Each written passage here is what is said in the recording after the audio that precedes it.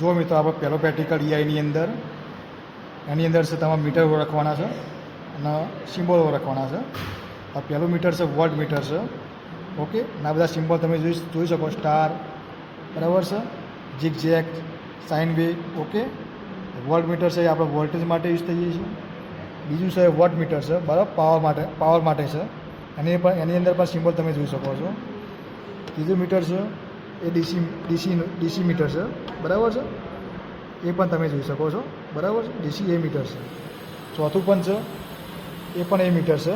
એની અંદર પણ ઘણા બધા સિમ્બોલ છે, બરાબર. આ બધી વિસ્તૃત માહિતી તમારા લેબ મેન્યુની અંદર જોવા મળશે.